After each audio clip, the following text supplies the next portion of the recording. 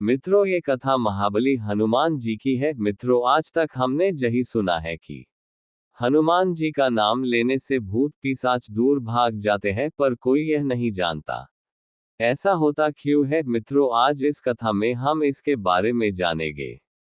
मित्रों, आप सभी से एक निवेदन है कि वीडियो को अंत तक जरूर देखें, क्योंकि यह कथा आपके काम आ सकती है।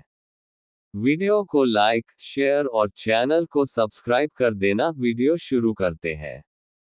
एक बार की बात है कि अयोध्या में प्रभु श्री राम का युवराज अभिषेक हो रहा था, जिसके लिए अयोध्या में यज्ञ होना था। यज्ञ में कोई विघ्न ना हो, इसलिए भगवान महादेव हनुमान जी को अयोध्या लेकर आए थे।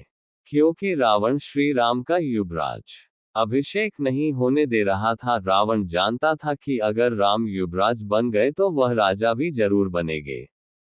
इसलिए रावण यज्ञ को भंग करने के लिए अपने असुरों को भेजता था। हनुमान जी ने सारे असुरों को पराजित कर दिया, जिस कारण रावण के सारे असुर मारे गए। रावण को इस बात से बहुत क्रोध आ रहा था कि उसके शक्तिशाली असुर पराजित कैसे हो सकते हैं। रावण ने हार नहीं मानी और अपने मित्र प्रेतराज को बुलाया और कहने लगा कि मित्र, मुझे तुम्हारी सहायता की आवश्यकता है। प्रेतराज बोले कि मैं तुम्हारी क्या सहायता कर सकता हूँ। रावण ने कहा कि तुम्हें अयोध्या में एक यज्ञ हो रहा है, बस उसे ही भंग करना है। प्रेतराज बोला कि ठीक है, और प्रेतराज अपने प्रेतों को साथ लेकर अयोध्या आ गया।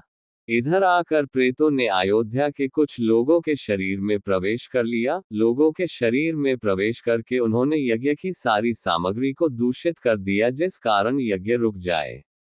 यज्ञ की सामग्री दूषित होने के कारण सारे ऋषि मुनि सोच में पड़ गए, क्योंकि सामग्री के बिना यज्ञ पूर्ण कैसे होगा। फिर राजा दशरथ ने यज्ञ सामग्री दूसरे राज्य से लाने के लिए कहा। सामग्री लाने का कार्य लक्ष्मण जी और शत्रुघ्न को दिया गया। जब वह यज्ञ सामग्री लेकर आ रहे थे तो रास्ते में ही उन पर प्रेतों ने आक्रमण कर दिया। उन्होंने प्रेतों से युद्ध नहीं कर सकते थे, क्योंकि जब भी कोई यज्ञ होता है उसको करवाने वाले के परिवार का कोई भी व्यक्ति शस्त्र नहीं उठाता, सिर्फ हनुमान जी ही शस्त्र उठा सकते थे। हनुमान जी को उनकी सुरक्षा के लिए साथ भेजा था। हनुमान जी ने अकेले ही सभी प्रेतों को पराजित किया और सामग्री को सुरक्षित लेकर आया। गुरु विश्वामित्र ने सभी को मंत्रित करके धागा बांध दिया, ताकि कोई भी प्रेत किसी के शरीर में प्रवेश ना करे। प्रेत अब किसी के शरीर में प्रवेश नहीं कर पा रहे थे। प्रेत अभी भी हार मानने के लिए तैयार नहीं थे और वह यज्ञ के नीचे से जमीन को खोखला करने लगे, ताकि यज्ञ वाली जगह जमीन में धंस जाए। जमीन खोखली होने से यज्ञ वाली जगह में हलचल होने लगी। हनुमान जी समझ गए कि यह हलचल क्यों हो रही है। वह तुरंत ही जमीन के नीचे गया। वहां पर देखा कि प्रेत जमीन को खोखला कर रहे हैं। हनुमान जी ने प्रेतों के साथ युद्ध किया और यज्ञ को भंग होने से बचा लिया।